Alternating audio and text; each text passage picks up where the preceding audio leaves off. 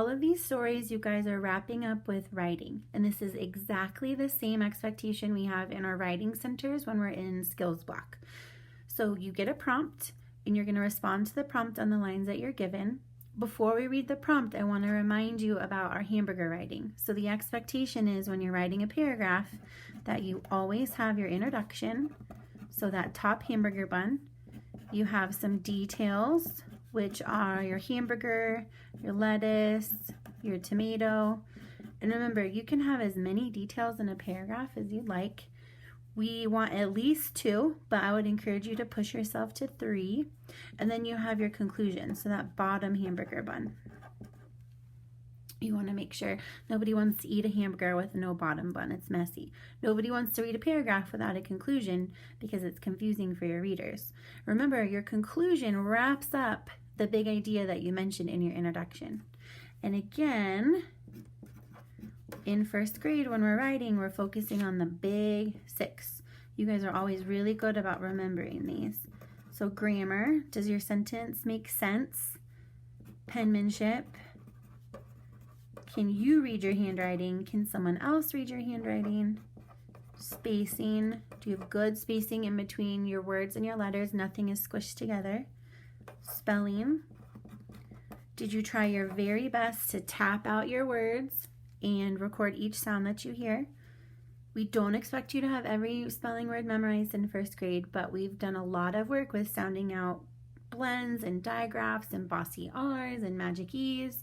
So at this point in the year, we should be pretty confident with our spelling. Punctuation. Do you have a period because you're telling, a exclamation point because you're yelling, or a question mark because you're asking? And lastly, capitals. Do you have capitals where they need to be and no capitals where they shouldn't be? Okay, so remember these 2 things. You need your hamburger writing. This is the structure of your paragraph, your introduction, your details, and your conclusion. And then as you're writing, you should be paying attention to the big 6. All of those things that make your sentences strong. All right, let's go on to the prompt so you guys know what you're writing about.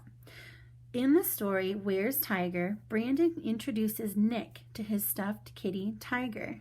Do you have a favorite stuffed animal? Describe it on the lines below. Write about one special memory you have of your favorite stuffed animal.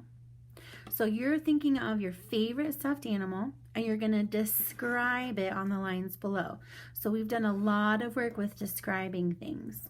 When we're describing something, we're talking about adjectives. Remember, an adjective is a word that describes a noun. So the noun in this sentence is your stuffed animal. Okay, your adjectives are going to describe your stuffed animal. So just like we've been working on describing a bird's beak or a bird's feathers or a bird's feet, you need to think of those adjectives that describe what your stuffed animal looks like. So maybe it's fluffy, maybe it's pink or green, maybe it's squishy or small, maybe it's big, okay? So all those things that if you had to tell somebody what your stuffed animal looked like without them ever seeing it, they could come up with a picture in their mind, okay? So you're gonna write about your stuffed animal and you're gonna describe it using adjectives, and then you're gonna write about a special memory you have with your favorite stuffed animal.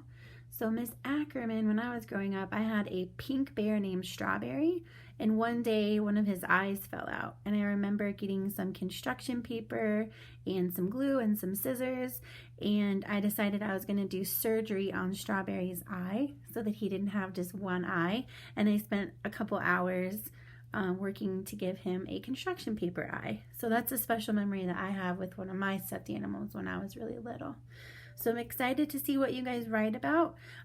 We are going to work to find a way for you guys to share your work with me.